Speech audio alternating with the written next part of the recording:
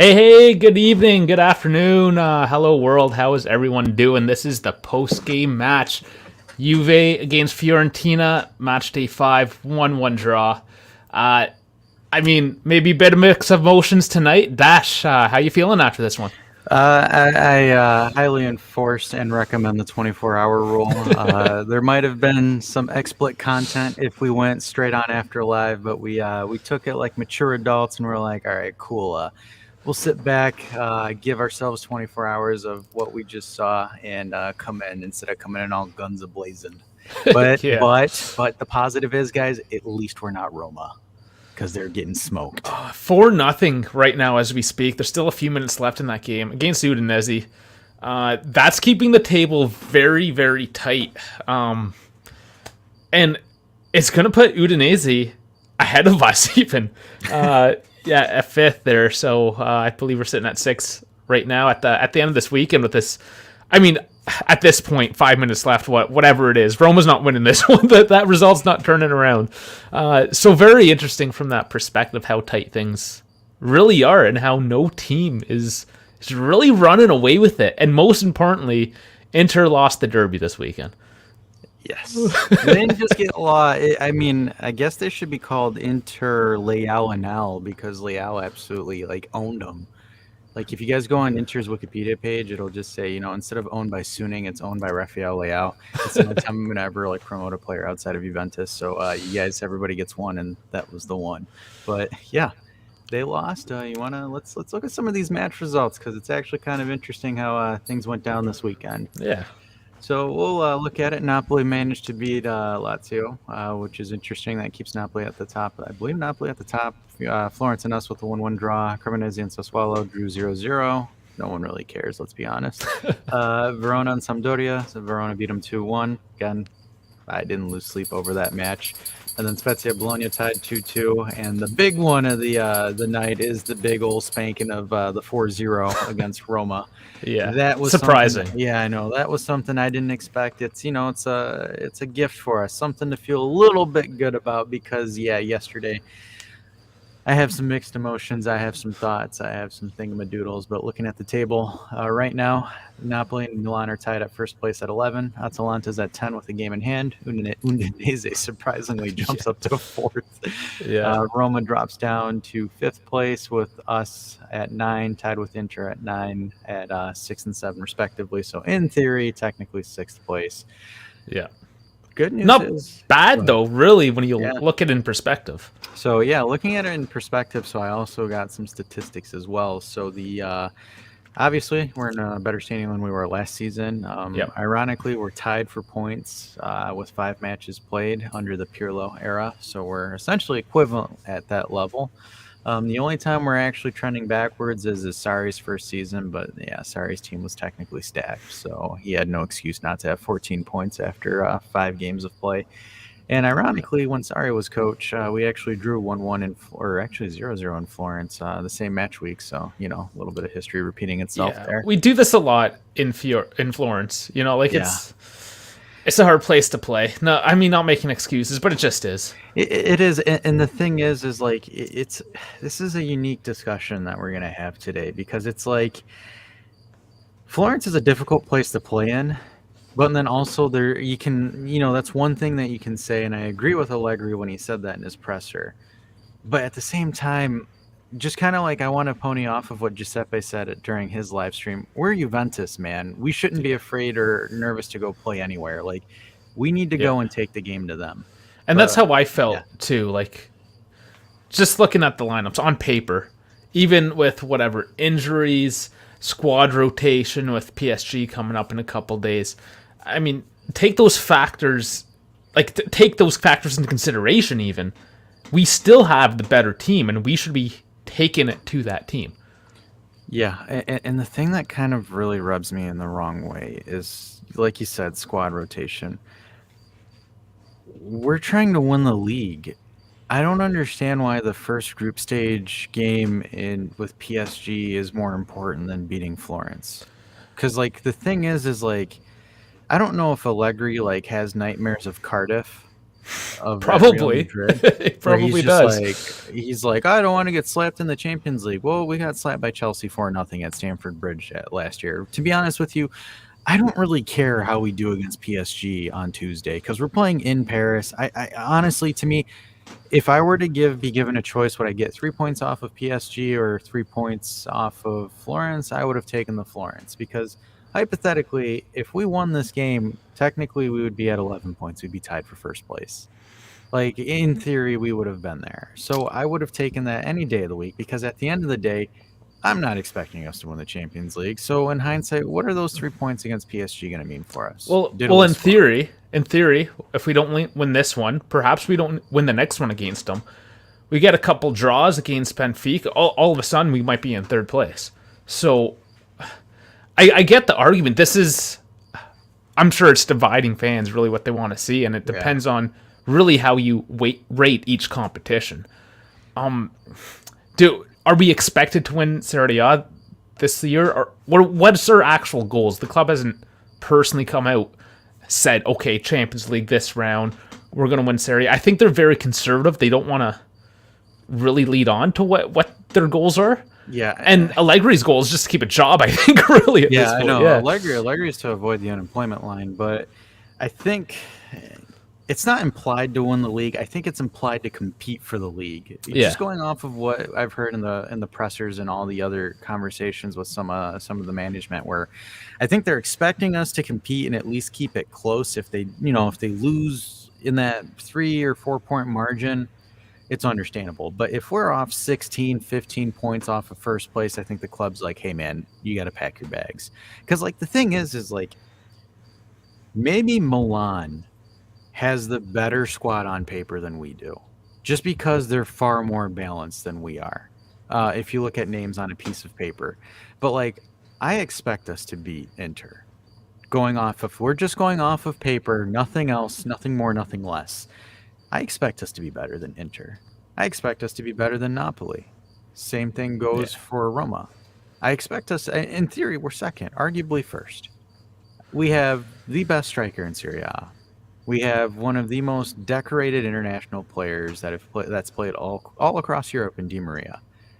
You have the Eintracht Frankfurt's best player of the season on the left flank, or on the left wing in Kostic. You could say the second tier of Europe's best player. Yeah, second tier of Europe as well. The Europa League best player. Won, double digits goals and assists. Behind him you have, arguably Paredes. He's done. He hasn't played, I think, in like 5 months too. Let's keep this in mind. He's really rusty. As well. And I'm not going to disagree with that. And then you also have Meretti, the shining golden boy of Juventus, is development, as well as Locatelli, where a lot of people are touting to be one of the next big icons in Italy's midfield as well. And then we go on to the back line, and this is where we kind of have we can arguably throw our hands up in the air, because you have Alexandro as your left back. Bleh. Sure, I get it. Then you have Bremer, Serie A Defender of the Year, as your center back. Then you have Danilo as your right back, and then Bonucci, and then a promising Gatti as well. And you have the MVP and probably the best backup goalkeeper in the league in Mattia Perin, that saved the penalty, that saved us the point. Yeah. Granted, I think that call was a little bit. I wasn't a big fan of the pen call, but Yeah, we'll get into all these. These are all points that you're hitting on. No, yeah, I'm gonna give you guys a teaser. It's like we're teasing right now. We're gonna go down some holes. When you're making the cornbread and the brisket, it's a back little bit like that. We're to the cornbread. Yeah, we gotta tease you with an appetizer with it. Oh, here we go. I'm hungry as it is. Please don't. I know. But think about it, guys. Outside of maybe 1 or 2 pieces, we're arguably up there. To me, there's an issue for not competing. What's the issue then? Is it Allegri? We're saying that the players are good. We're talking about on paper. So is this the Italiano Allegri debate? Is this? I've been seeing that. The thing is, I've been seeing that argument for the past 24 hours, and it kind of. Here's the thing where we got to look at this objectively. And we have to call a spade a spade. Allegri is one of the best coaches in preventing another opposing coach, of playing the way that they want to play. Did Italiano break us down at all and score on an open play goal that wasn't off of a direct result of a set piece? No. They had possession, 17 shots, 5 shots on target. They didn't do anything with it. The only time they scored was when Italiano pulled an Allegri, in theory, where it was a blop off a corner and a quick counterattack with 2 players. And go ahead. But that being said, though, their numbers were better in every regard. No, their numbers are better in the way that they were playing. I mean, at the end of the day, you expect Fiorentina. I can't even talk. Fiorentina. Fiorentina. I know it's Florence, but the team's Fiorentina. It's one of those. Yeah. But like you expected them. I expected them to have possession. I expected them to have more. Because the thing is, like for me, I don't really care about shots per se, because any hit towards goal is considered a shot. Whether even if you just like accidentally tap it towards the goalkeeper, in theory, it's considered a shot.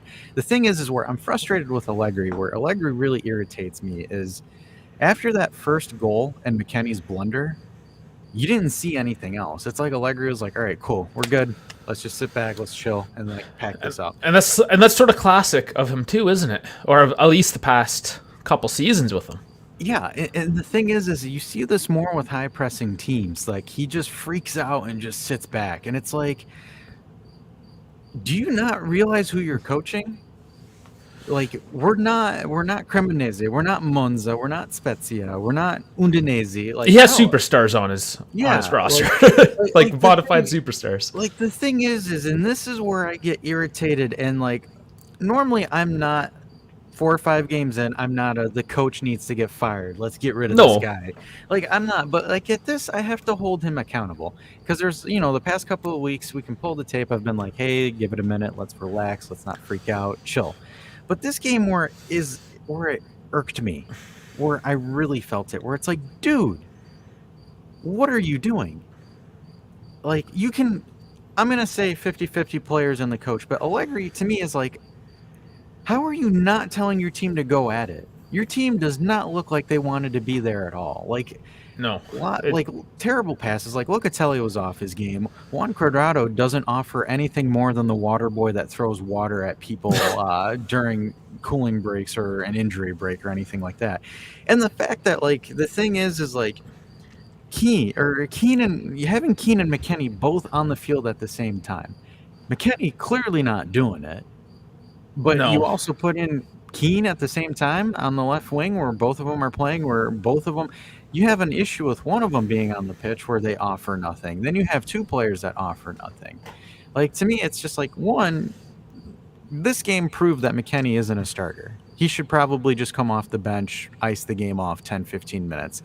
Because the thing is like, McKennie. You're getting yourself all riled up here. I think you got to take a breather. I'm trying to keep myself composed here. I don't want to like do an emotional outcry or anything like that. But dude, man, you're one-on-one with the keeper and you throw it in traffic. Like who are you passing to? Do you have that overlay by chance? Oh no, I didn't grab that one. No, I should have. Sorry, but so like the McKennie overlay, McKennie's 1-on-1, 4 angles at net, and then you look to your left, you have Milik with 2 Florence defenders in front of him. And then you have, I think it was Locatelli that was being man-marked as well. He decided to sweep it in the middle to them, which then resulted in the corner of us conceding, instead of taking a shot on goal. That is the one time I would tell Juan Cuadrado, like I would be okay if Cuadrado actually decided to rip one at the goalkeeper. It was him, 6 yards, and then the goalkeeper, and then the net. Okay, give me a quick sec, and there's your face is gone. There it is. Like, guys.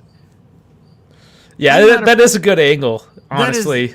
That is, he has all the time in the world. If he wants to be super fancy and try to draw a foul, okay, whatever. But, like, the thing is look at that. The goalkeeper's heavy on his right foot. His left side's clear because he's not going to be able to fall onto his left because he put all his weight on his right side. Where does he do it? He tries to force it into Locatelli, where you see right there where you have 3 Fiorentina players right there. He decides to swipe it into him, where easily any one of them can slide in and disrupt the play there. That's one of those you take across goal and you hit far post. If you miss, then you have Milik that pops it in if it bounces off the post. That to me right there is the effort and the epitome of this team.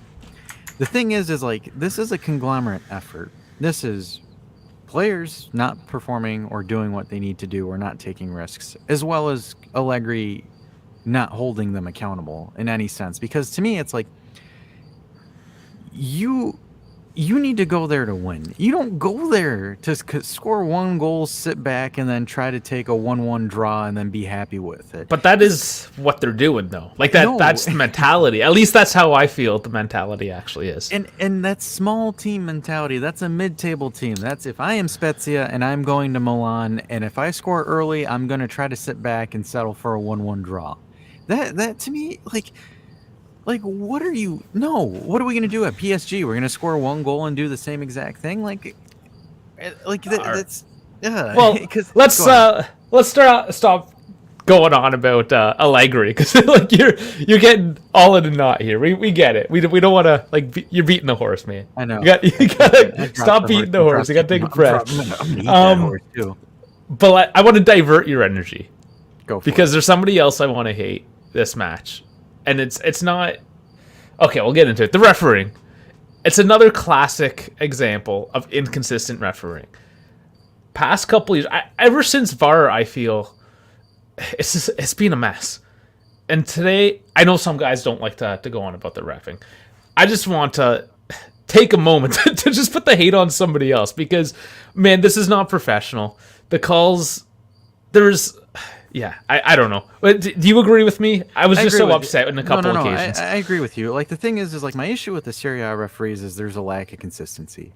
Like, yeah, no, that's it. It's the consistency. Absolutely no consistency. Because the thing is like, how is it that, like, and my issue with the rules is, like, it's up to the referee's interpretation. So, like, the thing is like, there's no communication between, like, we don't know what goes on between VAR and the referee. The one thing that I appreciate about, like, for example, American sports, like the NBA or the NFL or even baseball, whenever there's a booth review or an official review, the official tells you, hey, this is what's going on. This is why we're doing it. Yeah. Where it's like, we don't have that. None of that happens in Serie A. Like, for example, that VAR call on that handball. I'm like, are you kidding me? That's a soft penalty. Because, like, the thing is like, the penalty that they gave to Fiorentina, where I'm, like, sitting there, I'm like, really? We're calling that? I don't know. Like, the thing is like, I've always had this issue with Serie A. And I'm not saying it's Juventus versus everybody, or, you know, like, as some people's stupid comments where they're like, oh, yeah, it's about time VAR caught up to Juventus, and, you know, Juventus can't cheat to win the league anymore. Shut up. Just stop. Oh, whatever. Those are the trolls. It's fine. Yeah, like, you go... Get out of here before I start pulling statistics on your teams. But, like, the thing is like, there's no consistency. You have, like, one game that's clean and cut. Okay, no problem whatsoever. Like, last game was actually not bad. I was okay with it. Yeah, no this issue game whatsoever. No. It wasn't atrocious, but it's just... There's just a couple instances. Again, it's like, this can't be happening. And it's not just us, obviously. You watch the highlights of the other games, or if you catch any of the other games. Well, I mean, the Udinese-Roma game, the officiating was, I'd say, was kind of I was skeptical on that one, too. I was watching some of these calls. I'm like, come on. And then it's like, the thing is like, they gave Dybala a yellow card because he was talking to the referee about the call. Like, some of these referees need to get their egos checked, man. Just because. Yes. Yeah, actually, that's a big thing. You're hitting it. Yeah, go on that. I want to hear what you have to say, because I feel the same way. Yeah, no, I get you. Because, like, the thing is like, I think Serie A referees are probably the thinnest skinned individuals I've ever seen in my life. Because, like, for example, you go up to a ref, and I remember this happened to me over the previous weekend when I was at a tournament. The referee, like, says this stupid call, and I'm asking him, like, what's the call? Explain this call to me. Yellow cards me. I'm looking at him, I'm like, what are you doing? Well, you're dissent. And this is the thing that a lot of Serie A referees like to do, too. Give yellow cards for dissent. Yeah. Or it's like, I'm trying to interpretate what you're trying to call so I understand what your mindset is. And I'm sure these players are doing it the same way, too. Like, some of these calls, some of these yellow cards that he gave us on Saturday was stupid. It was just like, really, like, for me, sometimes I sit there and I'm thinking, I'm like, dude, these guys get their feelings hurt or something like that, and they're just, like, slinging out yellow cards like it's nobody's business. And that's the frustrating thing for me, is that they are just so thin-skinned, and they are just gonna throw it out. You can't ask the guy, like, what am I doing? What did I do wrong? You're in the heat in the moment. You do things you don't even realize. Yeah, there's emotions, whatever, adrenaline's rolling. Sometimes when you take that step back, that the whistle gets called, you take that breather and you just, hey, like what's going on? What did I do? And then he gets mad that you're talking. No, I'm trying to improve myself so I don't get another one of these. That's your job, at least in my opinion. I feel that's part of the job of a referee, is if somebody's doing wrong, and just in life, like if somebody's doing something wrong and wants to improve and not do that wrong again, would you not tell him what he's doing? But that's the thing. The referee's job is A, to enforce the rules, and B, to educate the player on the rules. Yes, education. Like so, like, for example, if you watch these uncut clips of like other professional sports, even some other referees, or like, for example, you'll see, oh, hey, a referee throws a flag or a card at someone. He's like, hey, you came at him this way and I'm interpreting it as that. And then the player's like, all right, cool, fair enough. I got no problem with that. But like some of these Serie A refs, like they'll go up to the guy, throw the card, and then he starts talking to him. And he's like, or even if you look at him funny, just boom, yellow card for dissent. Like, or Legri has 2 yellow cards now, if I've been recording it properly in my head, for just like yelling at his own players. Yeah, well, and that was the funny thing about the card that he got then. He was yelling at someone else, and then like he got a yellow card for it. And then one of the Fiorentina staff the water boy got a yellow card. Yeah, apparently he did something. The water boy got a yellow card. Like, what? And again, that's Fiorentina. We're not just like saying, "Oh, woe is me." Like no, it's like it's everyone. But and then the thing is like last year, Rabiot made a post on social media, and apparently the referee got butthurt, so Serie A fined him for it. Yeah, like, dude, this league is a joke when it comes to enforcing referees and holding them accountable. It's bad. Like I'm not even saying like, oh, the ref doesn't give us any calls and no penalties for Juve and blah blah blah, no penalty, no party. No, man, it's like, I can't even go on like if I worked for the club, if I worked for Juventus, I can't even have a press conference where I said, hey, Paolo Vieri made some questionable calls. I don't agree with his decisions on some things, and I think some of these need to get evaluated. If I said that, if I'm Allegri and I say that, I'm getting a 20,000 euro fine. Easy. Because it's happened before. That's wild. Yeah, and it's like, how is it that out of all of the sports around the world, the one that has the most questionable calls, stupidity, is football referees? It is, and I don't want to say it's just Serie A. I've witnessed it across multiple different leagues, even in North America, North American soccer. The Premier League's just as disastrous. I mean, for them, it's taken them almost 5 years to get VAR correctly because VAR's been a dumpster fire over there. But there's the memes where everyone's like, I don't want Michael Oliver to ref a game. Like, apparently Michael Oliver's terrible. I think he's the guy that gave Real Madrid the pen against us in the Champions League. But these referees, man, I think it's like, I always feel like, and this is funny because it's like, we'll go on a comedic angle. I always felt like some of these referees that ref these pro games are washed up pros that never made it to the pro circuit. So they have some of them are. Yeah, like some of them have a vendetta against some people. Like, it wouldn't surprise me where he's just like, yeah, that damn Ronaldo. Like, I swear he looked at me funny back in the Man U Academy, so I'm gonna just give him this yellow card or something like that. It's like the security guard that didn't make it as a cop. Yeah, it's like, that's so funny because that's so true. And I'm not hate on security guards, but the type, right? The one that's got something to prove. Yeah, and it's like, you can tell, like, some of these Serie A refs just be walking on the field, running on the pitch, like they have something to prove, like someone just took a crap in their lunchbox, and they're just like, I'm about the business today. Like, I digress on that one, but no, I do agree with you on that one. It's frustrating, and it's some of that stuff you look at it and you're just like, seriously, really. But let's go into something positive. Oscar just jumped in here saying hi, guys. Hey, how's it going? Thanks for jumping in. Let's make this a little more positive. Let's talk about our weekly milk delivery. Oh yeah. So I just got a report from Florence that the ball is expecting another ball in 9 months, just due to the vicious nature of Milik's dry hump on that ball, which is adorable. I actually just watched the replay of it.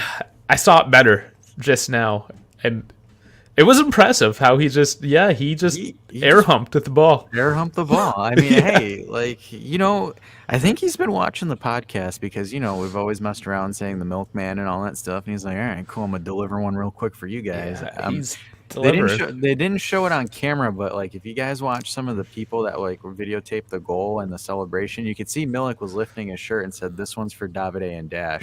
So like you guys got to find those clips somewhere on the internet because But the funny thing is, I saw him do glute bridge exercises. There's a video on Juventus's official workout channel where Milik was doing a glute bridge. You said official workout. You're just the official channel, right? The official channel. Yeah. There's not an official workout. No. That would be a little weird. Juventus FC, get swole with creatine and all the other supplements.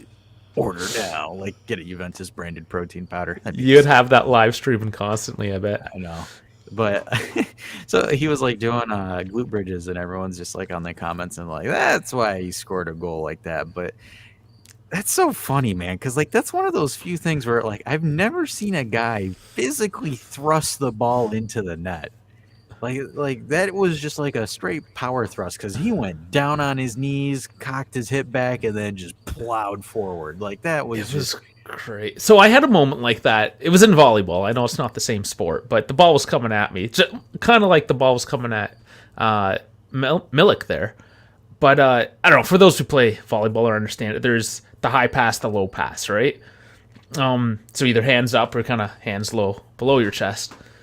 Well, the ball was just driven straight at me, and I just didn't know if it was high or low. So I literally just, like Milik did, just humped the ball. And I kid you, it was the perfect pass. It just kind of like went up, but he set it, and we spiked it back down, and we got the point. But it was, I want to say it was sort of like that, where the ball just came at him, and he was just like, just hump it, bam. He was like, just. The gears weren't turning in the head quick enough to know how to like throw his foot or head into it, so he just threw his hip into it. And it was great. Whatever, we got the goal. It was our only goal of the match, and he delivered. So yeah, we're taking it. How much you want to bet that Milik's wife was watching that game and she's like, "Oh, I wish you'd do that to me every now and then." Yeah, well, maybe a little bit of pent up frustration. Either that or Milik's just got some pent up frustration where he's like, "See, I told you, this is what I want. You don't give it to me." Was that your Polish accent? I don't even. Well, because the thing is, like, there's these. Well, Albanian and Polish accents are almost the same because we're all from the Eastern Bloc. So it's like, it's not like Russian where it's like "da, comrade." It's like, we talk like this. It's like almost a little simple. I don't. Because this is kind of like, because the funny thing is, I was born in Albania. I came to the States. I have like the whitest accent ever, and it's like people be like, "Where's your Albanian accent?" I'm like, "Oh, I mean, I could try one for you, but it's not gonna be the authentic one, there, Chief." But well, when how old were you when you came over? I was like a year and a half. Oh, okay, yeah, that's super young. States, so like, no, I'm like, I always mess with people. I'm like, I'm an undercover sleeper agent, guys. Like I look white, I talk white. It's just my name totally isn't white. I mean, my full name, I just go by Dash. So they're like, "What are you?" I'm like, "I'm a sleeper agent. I'm here to turn you to the hammer and sickle." But no.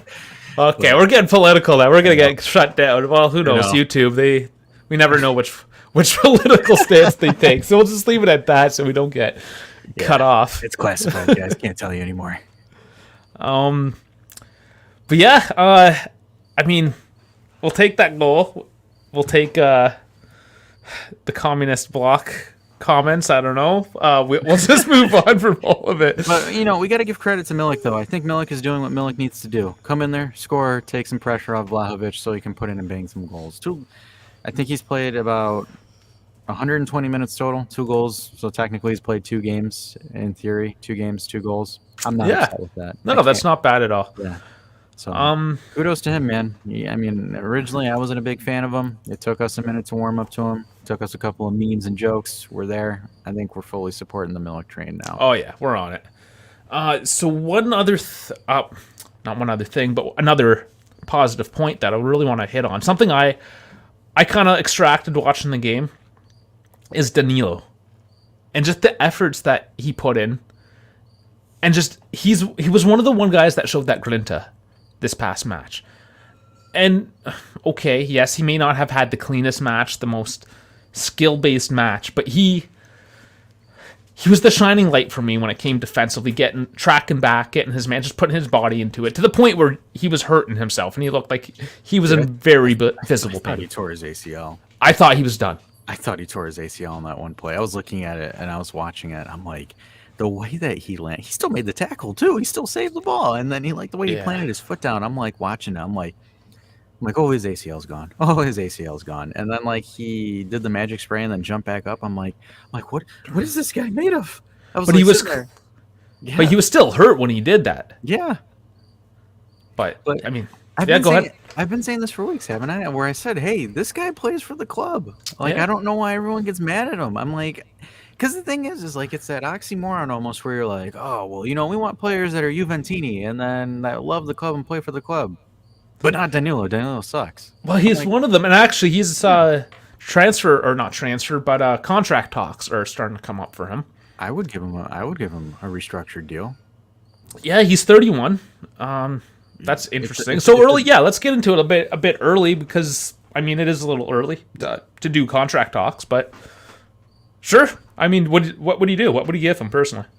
I mean, as far as money, I would have to make it a team friendly deal, but I would assume that he would do it because he wants to be here. Because like the thing is like that's you need a veteran depth player regardless. So Yeah. like he's gonna be one of those veteran depth players because Bonucci's what out of here in 1-2 years max. Danilo's still got a Yeah. couple more years to go, and if he converts to a center back, he can play a lot longer too. So like Danilo's gonna probably be one of those veteran players that makes it at least 3 or 4 years. So like the thing is like everyone's like, "Ooh, Dash wants to give Danilo a deal. Like Danilo's an underperformer." Blah blah blah. I'm like, dude, like you have some players that love the club that aren't the best performers, but they will give you 110 every time they're on the field. Wouldn't you take that? Versus, like, for example, hypothetically, let's put it in this perspective. You have Ronaldo that doesn't really give a crap about the club, puts about, 50% effort, only cares about his stats. And then you have the lesser Ronaldo, or the person that's not as good as him, not really great, but still puts 110% effort. Where hey, this guy's going to bust his chops, whether it be scoring goals or coming back and clearing on the defense side and anything like that. When you're looking at it long term, who'd you want to keep? Well, just look at how Milan won last year. They didn't have the strongest team on paper, Yeah. and they still don't really, They but they played. they had a makeshift back line of Kalu and Tamori. Yeah, Like so it's just a perfect example. They played for the club last year. yeah, it literally is what it is. Because like Kalu was a back option, not a center back. He converted into a center back with Tamori when Kayer got injured, where he tore his ACL. I love though how I just mentioned Milan and people jump out of the streams like, no, I don't want to hear it. Yeah, I'm sorry, guys. Like it's true. Like Milan was good hey, last year. we gotta be objective here. We gotta call a spade a spade. We gotta be real here. Like We were fourth, they were first. What do you want me to say? That their comes the line, facts. the thing, yeah, dude, guys, their front line was Giroud and Ibrahimovic with one leg. Yeah, average age of what, 44? Yeah, and those guys they were hustling. Hell, Giroud again in the Milan derby was absolutely insane. Scored a goal again. Like last year, Giroud came up in the big games, scored for him, did what he needed to do. Same, Yeah. like I mean, Hernandez puts it all out for the club. Leao puts it all out for the club. Those are your two centerpieces. But like you look at that team, like everybody there put in maximum effort, and that's one of those things where I'm sitting there, I'm like, aren't those the guys that you want? Versus like the Chouamenis or the Camavingas that you don't even know if they care for the club. Like for example, wouldn't you want someone that cares for the club deeply like that versus like having a Delict? But that is Or what we're doing. That's sort of a positive that we can take yeah, away from the team as a whole. Again, yes, on-field performances are one thing, but we're starting to get these teams like Milik again. yeah, Perfect example. He wanted to come here. Paredes, yes, again, he was off for 5 months, but he said it's Juve or nowhere else. exactly. And you give him, and I guarantee you Paredes is going to turn around and be a really good regista because some of the passes that I saw, 88% pass accuracy as a regista with 44 passes or balls or touches. It He didn't wasn't bad. Yeah, yeah, he was a little rusty. You can he tell a was. little Yeah, slow, of course. But but like the thing, methodical. yeah, and that's what you want. Because like the thing is, I wasn't expecting him to handle like 100 balls and then 90% accuracy or something like that. The other person that did that was Fiorentina's regista Amrabat. That guy was insane on Yeah, Monday. he's one of those guys that does seem to show up on the big games Yeah, for Fiorentina. 90 touches, 85% accuracy, I think. So that guy was good. But again, I think you give Paredes time, Paredes will evolve. He'll do that. That's all you need. You need a Regista to touch the ball, have a high percentage of pass accuracy. Perfect. That's all you need. But like that's what you need. Like the thing is like we're getting players that do that. I still think that Kostic needs to show a little bit more. I mean, it was a good assist to Milik, but like he said, I want to go to Juve. I still need him to show that he wants to come here. But like we have those players. Like So just on Kostic there, while we're on him, he did actually come out and talk about how difficult this area is compared to the Bundesliga, and I'm going to assume with him being a winger, an offensive type player, that just that quality in defense, like that difference, and we've talked about before, and I'm not going to get into this. Bundesliga is crap because I mean it's not a crap league. It's obviously not it's a good league. Bundesliga is not crap. The main argument here, and I think I've made this argument with some folks offline, where it's Bundesliga has way more open space. Bundesliga is a faster pace as far as open space goes. With us, you have a little bit less time to think, less space to think about as well. Because like you look at where Kostic receives the ball and how he grabs it and touches it per se, guy's on him in less than 2 seconds. There's usually 2 guys on him. Yeah, there's usually 2 guys on him in less than 15 seconds. So like you'll have the midfielder drop back to assist the wing back or the right back or left back. That'll drop. It's essentially the 2 people. And the thing is where I think Kostic needs to evolve his game a little bit, where Kostic needs to be able to take that touch, a dribble, a positive touch, and then open up for the cross. Because the thing is you have space. Look at what he did. He drilled Milik in the nuts. Essentially. Yeah. So like because he had the space, perfect assist. I am not questioning his ability to assist. Great accuracy on the cross. My questioning and the things that I need Kostic to improve on is his positive touch, his positive movement. Because the thing is once he gets space, lethal, dangerous. He needs to be aware of the space that he now has, which is less than what he's used to. Yes, and I think that's what the issue is. And that takes time. And it does. It does. The thing is we need to see a little bit more effort per se. As some folks are saying that he needs to put in a little bit more effort. I get that. I can see that. Because the thing is like, as a fan watching it, you get frustrated seeing Kostic try to force the same cross over and over and over and over and over again. Where it's like, hey, Kostic, maybe take a touch, maybe do a step over, do something like that. I know you're not the world's greatest dribbler. I am not expecting you to be Ronaldo and dribble or prime Messi and dribble the entire squad. That's not the expectation. The expectation is fake cross. Do a good old what is it? A circle square, as FIFA would say, in the old FIFA controls. But like do something like that. Razz it up a little bit because teams are watching. Oh, hey, this guy receives the ball, moves forward 1 step, and then tries to cross it. Stick your leg out. And that's like he said that too. The tactics, right? Teams are watching. They're getting their tactics locked in a lot more than what he's used to as well. Also, he has to understand, man. He's Europa League's best player of the season. People are gonna watch you now. Like, that's one of those things where a lot of players, and I think this happened to Chiesa last year. Dude, the second you go viral, every team is watching you. And that's what makes you better than the rest, is when you figure that level out. Exactly, because then you're going to sit there and coaches are going to be like, well, crap, what do I do? Because, like, I think the thing is, like, I think that happened to Chiesa as well last year, where a lot of people were complaining about Chiesa not performing well last year at the beginning. Well, because everyone kind of started to understand, okay, this is how he plays, this is how we need to guard him. But this is where the whole team concept comes in. Yeah. This is why having a Kostic or a Di Maria with the Chiesa, the Vlahovic, and Milik, having those options, so the opposing defense isn't going to go just to one guy. We saw that a lot with Ronaldo. Yep. I mean, he was just so great that he was able to dribble through a lot of the time or just smash one from outside the box. But it was a single-pronged attack. Now, once we get everyone healthy and working together, and I mean, Kostic still needs to figure things out. Paredes is going to have to figure things out, delivering those balls up through the midfield. This is what we eventually need to get to, what we need to see. It is a slow burn. We do know the Juve teams, or the Allegri teams anyways, tend to be a bit of a slow burn before they start clicking.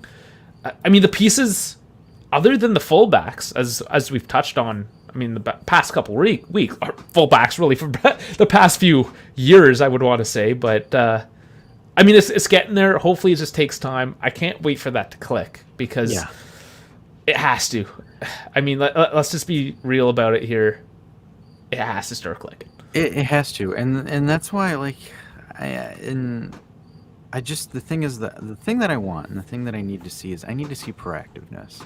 This is what I need from the coaching staff. I need proactiveness. I need to see something happen per se. Like I need to see players want to be incentivized to go out there and do stuff. Like I want them because like the thing is I don't like Conte, but Conte can motivate his players. Conte can get his players to play with intensity. That is one thing Conte does very, very well.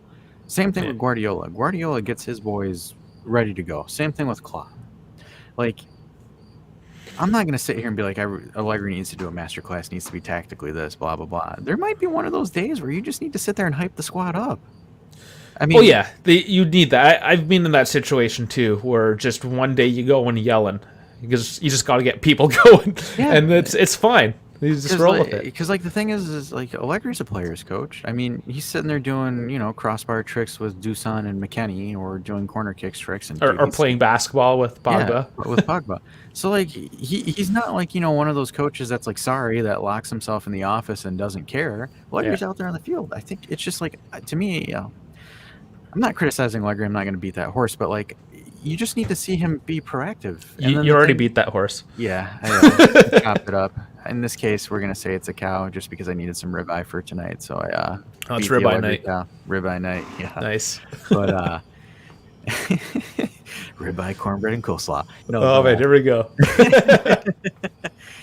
But like the thing is like, and us as fans, because guys, we're used to the grit. We're used to the the Buffon like sticking his teeth out, making a save. The Chiellini and Bonucci like headbutting each other off a save. We're used to it, and we're not seeing it that much. But I want to see that proactiveness. I want to see that Dusan celebration where he's going around doing just a bunch of crazy crap after scoring that free kick. Like, I need to see proactiveness, and I need to see that from McKennie. So, McKennie, stop eating Chipotle, man, because it's making you gassy and making you miss your shots, dude. Please, for the love of God, stop. He didn't miss he didn't take the shot. I know. Missed his chances. Let's say that. He missed his chance. There's a joke we could go with there, but I don't know if it's appropriate or not when it comes to Americans and taking shots. But is that another McKennie reference? No, maybe not. We'll just leave it at that. But like it's like Wayne Gretzky once said, McKennie, you miss 100% of the shots you don't take, and that one right there is a perfect example. I believe that was by Michael Scott. Michael Scott it is. Office reference. I love it. Anybody, I wonder if anyone gets that when they're watching this live or the replay. Yeah. Did he just do an Office reference? Throw in the comments if you're down with The Office. I don't watch a whole lot of TV outside of sports, really, but The Office, I've been through that one a few times. That's some soul food for me. Yeah, and then the one player that we haven't mentioned at all that I think needs an epiphany is Cuadrado. I think he needs to spend some time under the waterfall, find his inner zen or something. He needs to find the position he's going to play at. If it's fullback or wing or somewhere in between, because like he's in this weird. He's almost like Bernadeschi was under Pirlo. Like he's in this, and I'm not saying like he's trash or anything like that, but like the thing that Bernadeschi had when he was under Pirlo was like Bernadeschi had an identity crisis. Because like, what am I? Am I a winger or am I a left back? Because like he didn't know what he was. Or midfielder. Yeah, he didn't know what he was. Like he almost like lost himself. Yeah. Kudos to him for finding himself at Toronto. Yeah, big derby night tonight, actually. Toronto versus Montreal. We're smoke 'em. The two cities hate each other. Let's just say likes that. Montreal. Smoke them. Well, they do have the smoked meats. We're back on smoked meats again. Jeez. I know. I'm just saying. Hey, let's be real here, Davide. Who the hell cares about Montreal? It's Toronto. Like any tourist that goes to Canada goes to Toronto, not Montreal. Like what? I wouldn't say it. Montreal's actually a very historic and beautiful city. It's got that very European French vibe going to it. Yeah, well, just like the Habs, they think that they're good, but everyone knows the only time that they were good was like in the 40s. So like. Yeah, well, I mean, we're not at the hockey talk. Well, we'll keep off that. Let's get deep dive. I would love to go on. I'm just trying to hype you up a little bit. Yeah, I would love it. Native. Actually, my sister lives in Montreal. Sam Adamo, we talked about this. Sam Adamo was the first guy we had on here just over 3 weeks ago. He lives in the same neighborhood as my sister. Speaking of security guards, he's a security guard for my sister's neighborhood, which is hilarious. That's actually funny. Small world. And of course, Adrian from Rabona TV, he is also from Montreal. So I mean, there's a few of them kicking around. What can I say? The cool community, all neighbors. Yeah. But And I'm halfway in between Toronto and Montreal, anyways. I'm just that guy somewhere else. Just live somewhere else. I'm closer to Windsor. Oh, But, Windsor. Okay, we're getting into like. If you guys don't know anything about, I guess, North America, we have certain armpits that we like, the armpits of the region. Windsor may be one of those. Yeah, I don't blame you. I mean, it's funny because like I'll talk with some folks from Windsor and be like, hey, Windsor's right across the bridge from you. Anything cool? No, it sucks. Don't come here. I got a few buddies from there too. They're all characters. Yeah, they're like, don't come here. Well, the funny, so like a lot of folks that work by me in the U.S. are from Windsor, and I always mess with them. I'm like, hey man, what's going on there? It's like nothing. You guys took casinos away from us, so like there's nothing cool.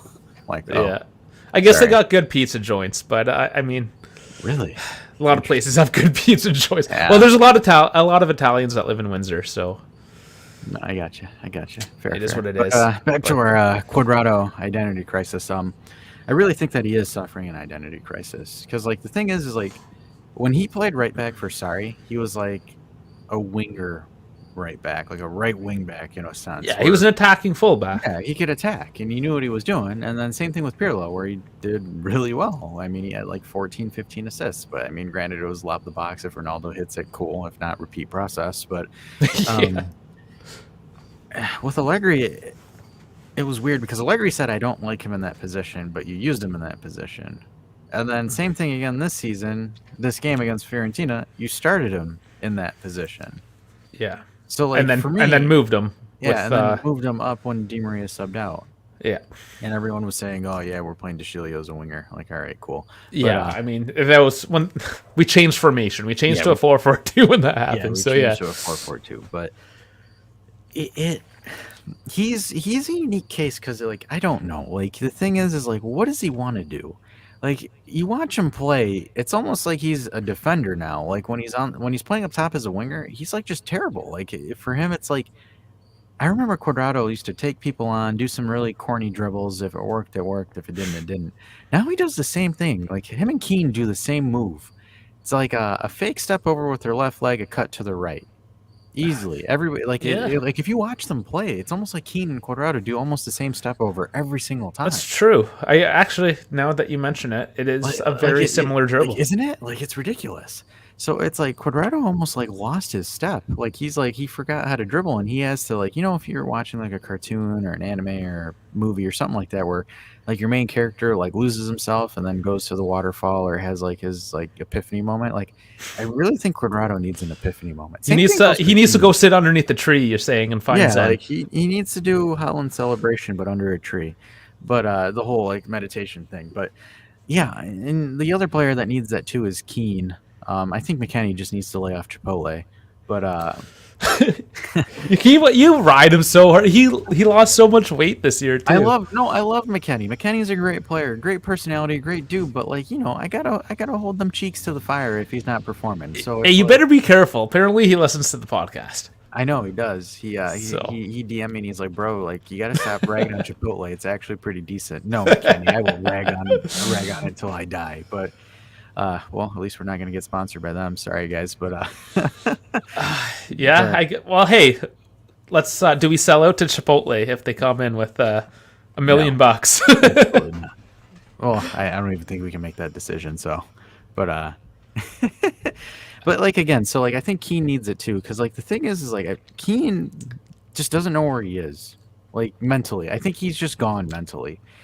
Because physically, everyone's like, oh, yeah, Keane came back and he's shredded, he's jacked, and blah, blah, blah. And, like, you watch him on the field, he looks like he's just like, I don't know. It's like that scene where, like, the kid leaves the orphanage and is, like, looking around like, where am I? What do I do? What do I do? Or that prisoner that's been in for his whole life and he doesn't know how to get back to society. It's like Keane steps on the field and, like, is completely mentally gone. And it's like, and I don't mean it in a disrespectful sense, like, Keane's an idiot, but, like, there's a couple of actions, a couple of plays where I'm watching Keane with the ball, and like instead of like for example, he had De Sciglio on the wing, wide open to lay it off for him for De Sciglio to dribble forward and cross.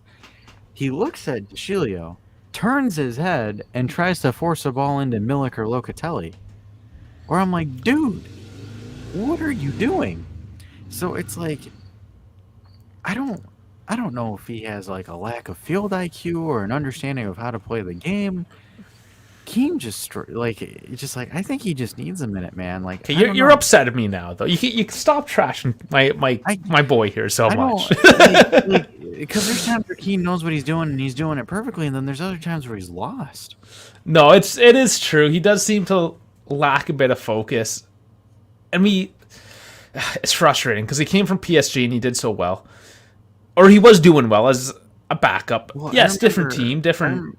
When he was our backup, 7 goals in 14 games. That breakout. Yeah, but ever since he came back from Paris, there's certainly something missing. I really hope he can find that spark back, personally. I mean, and anytime one of our guys starts clicking again, this is sort of the thing, right? You have to always support the players that are on your team. Of course. I mean, you don't have to do anything, I suppose, but a true fan, or at least the way I feel a fan should act and how I act, is you support that player. So, for instance, Ronaldo, he came onto the team. Not the type of profile that I like. Yes, great player. I'm not saying he sucks. Just not the type of profile that I prefer. You're about to trigger the Ronaldo fanboys. Look, our no, that's fine. No, I'm just kidding. I'm kidding. No, it's cool. Like who you like, right? Yeah. But when he moved on, I stopped supporting him because I didn't support him as Ronaldo. I supported him as a Juventini. So, and I mean, last year I was rooting for Keane.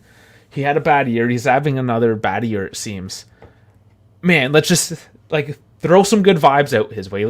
Let's get him clicking again because we need him to get clicking. Yeah. He's one of our depth pieces. We paid for him. Let's get this. Yeah, let's give him some good vibes. I don't disagree with you on that respect. I think Keane needs to sit there and take it. Like, I think Keane needs to have some self-reflection with himself and sit there and say, hey, something's not working here. I need to figure this out. Because the thing is Keane's a professional. Keane's a grown-up. He's a grown man now. He's not, the 16-year-old Moise Keane that we saw sub in, I think, against Dinamo Zagreb in the Champions League, where everyone's like, oh, hey, youngest Champions League player ever. Keane has it. He has it. I'm not saying that he doesn't. I'm not saying he's a bum and is totally garbage like Zaniolo. I'm kidding. But no, just hate. No, my guys. I'm just joking. But no. Keane has the skill. He has the talent. I've seen him, man. Like, I remember when he first broke out with those 7 goals in 14 games as a backup in 2018. Dude was on fire, insane. Like, you could tell, speed, placement, all of it. I don't know what happened. And I think it could be external factors that happened in his life or something. Or, like, for example, when he moved to Everton, because I remember he moved to Everton for that season and absolutely stunk up the bed. And I don't know if that messed up his confidence or something like that. Don't know. But, like, Keane has it. I think Keane needs to have one of those, like, come to Jesus moments mentally to himself where he's like, okay, like, something I'm doing here is not working. I don't know if he watches himself play on film or anything like that. Like, some pros do. Like, they look at it and it's like, hey, why am I cutting this way? I need to figure out why I'm cutting this way. I watch myself. Does that make me a pro? Are we pros now? Yeah. We're getting there. We're working on it. I was gonna say, we watch ourselves. So, like, every time we finish a podcast, guys, we watch it and we just sit there and, like, we text each other like, damn, my voice sounded terrible, or like, oh, I shouldn't have said that line, or oh, why am I looking at the camera, or why am I looking at that? Or we say something hilarious like the cornbread rant that I cut up and put as a short. So we got tons of shorts, guys. Check them out. Another one, and actually, this is what I want to roll into. The one that we released, it was this morning, of Perin. Is he not the greatest backup in Serie A? We said it in the pregame. I'm just saying it here. We said it in the pregame. Anybody, just go on the film, look at that, and you'll hear Davide and I say, hey, we have a luxury because we have one of the best backup goalkeepers ever that could start on any other team in Serie A besides like 2 or 3 teams. So we said it here. And getting those fingers on that penalty kick, Jovic there. I mean, oh man! And I went again. That place is brutal. I went to the Serie A Discord server. They were tearing Jovic apart. I mean, some people are tearing Juve apart because people just love to hate, but Jovic got torn apart. But I mean, he put it in a good spot. Perin, he just stretched. But I don't know. That's every time he shows up, he has not disappointed. Is he the best goalie in the world? Is he better than Tech? Maybe not. But he's your number 2, and he's just so good as a number 2 and shows up and just gives it. Love it. I can't say enough good things to this guy. I think he's been hanging out with Tech too much outside of work, because that's a Tech penalty save right there too. But like that's Yeah. the thing too. Like, you know what irritates me about it, because I play goalkeeper a lot. That's like my secondary position that I play.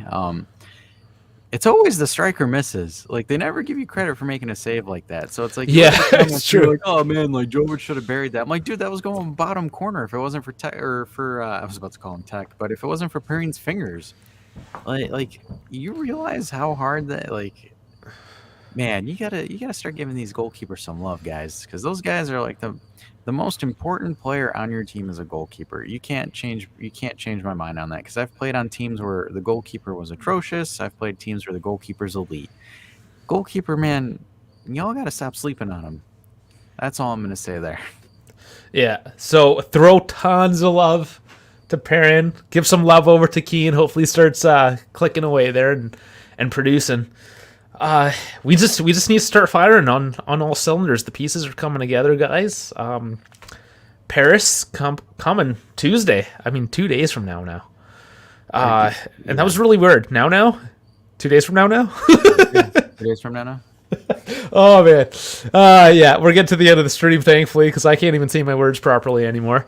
I was gonna say, Davide and I we're thinking about the steak and the food that we're probably gonna cook now. So, Oh yeah, it's it's the my only thing. wife's turn. She's cooking Greek tonight. I can't wait.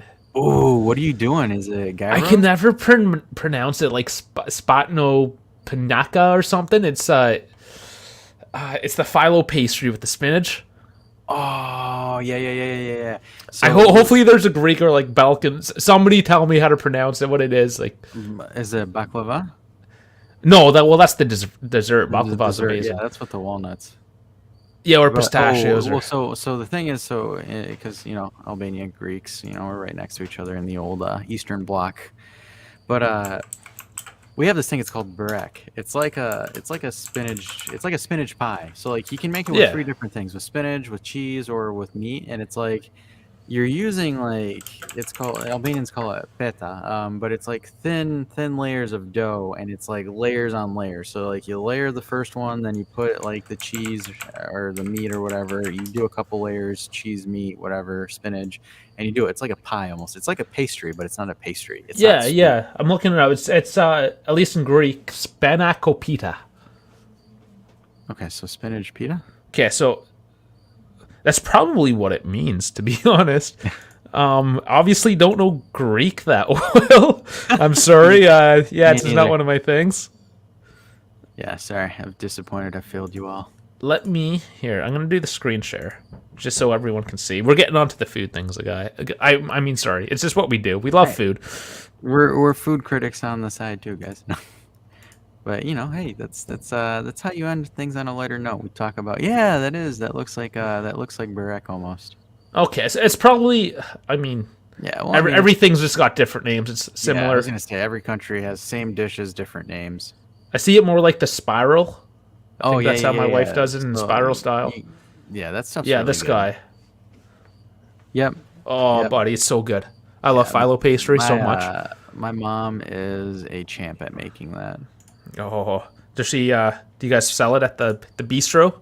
No, we don't, unfortunately. It's the funny thing about the bistro is, like, even though like we have so many different like Albanian dishes, we try not to, just because like we don't want to be like niche. It's like kind of like that cliche niche where it's like, Oh, yeah. the Albanian spot and blah blah blah. Not like there was anything like, not like we have anything against Albanian dishes, but like the thing is like we'll throw in our twist in it, like certain sauces or glazes or stuff like that. But like, Yeah. because if you isolate yourself to like a specific market of food, then you only target a certain group per se. True enough. So it's like, because the thing is like, it's tough for me to bring in, like, for example, say that I go into a room full of Americans and I say, hey, try this Albanian thing, that like you'll have like maybe out of 100 you'll have like 10, 15. They'll be like, all right, cool, screw it, let's go for it. Yeah. And everyone else is like, the hell. It's very hard, I find, like Americans, especially as you move away from the city centers, it gets really hard to convince those old meat and potato types to try something new.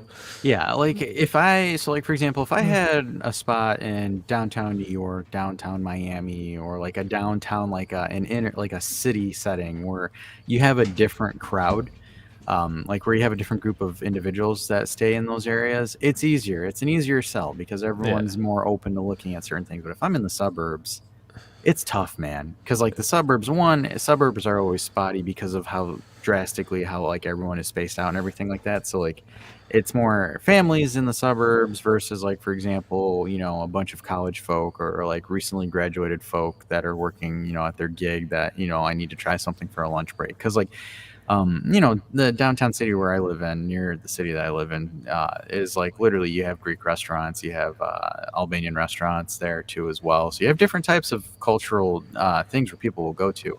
But like outside in the suburbs where I live, not that common. So like the thought process on ours was like, let's use the food that's common to the natives here per se, and then let's just put a little bit of a spin on ours, like the glaze. So like, for example, the glaze that we use on salmons, that has a little bit of a Mediterranean kick to it, because an Italian Mediterranean. Same thing with our pastas that we do. Like, for example, our drunken pastas with our vodka sauces and stuff. Love that too. It's ridiculous. I'm so hungry. I'm gonna kick you off. We're at the hour mark, and I am so hungry. Maybe I'll make a sandwich before dinner. Who knows here? But that being said, yeah, we'll close it off here. I didn't want to cut you off, man. You're fine. Oh God, I'm start so hungry. Pasta, and it'll be 2 hours in. I know. Maybe we will schedule one of these nights where we just completely go off the rails, just have some fun. But yeah, we'll close this down here. I just want to go over, we got to go over the business, and that is, please subscribe. Hit that bell icon to get notified. We're coming in pretty hard and fast this week. We're coming in tomorrow, noon Eastern, so that's going to be 6 o'clock Central European time. So like we did on Friday, we're going to try this earlier time slot again. So stay tuned for that. Check out the Discord as well. Join in there. People are rolling in every day. The community's getting larger. We're linked up with the official UVFC and Serie A. I mean, just the community there is great. Plus the game streaming. Some FIFA 23 coming up. All that. We got it all. So please check that out. I mean, yeah, if you want to watch me make pasta, and I do. I make I don't make I cheat a bit. I got Pasta Maker, but whatever. So I make my own pasta. Love it all. We can talk pasta. We can talk everything. Dash, do you have any parting Sorry, any part? See, I'm losing my words. I gotta quit this. Any parting words? Any parting words? Hey guys, just like the video, subscribe, comment, shoot us some highs, some hellos on the recordings, on the returns. Any kind of engagement helps us out, guys, because we're trying to hit that 500 subscriber mark by the end of 2 weeks from now, 2 or 3 weeks. Oh, which I totally forgot. Yeah, so we got a bunch of subscribers yesterday. We need 80-ish, bit over 80 more. We're doing a giveaway, so check out again. See, I'm a mess. Turngiants.com. Check it out. That's our store. Everything's in there. You know what? I'm gonna roll the music because you can't listen to me anymore. I'm just all over my words. Dash. With that, everyone, we bid you adieu. Like, subscribe, comment the video. The more subscribers we get, the more fun stuff that we can do, because then we'll have a larger audience, so we can start doing the late night shows, more giveaways, live streaming some video games, more live streamings, maybe some content collaborations with some people that you know and love. So make sure you like and share, subscribe the video, comment on the recordings, and now with that note, Davide, hit the loading screen. Good night, guys. Good night, everybody. Appreciate it. See you tomorrow.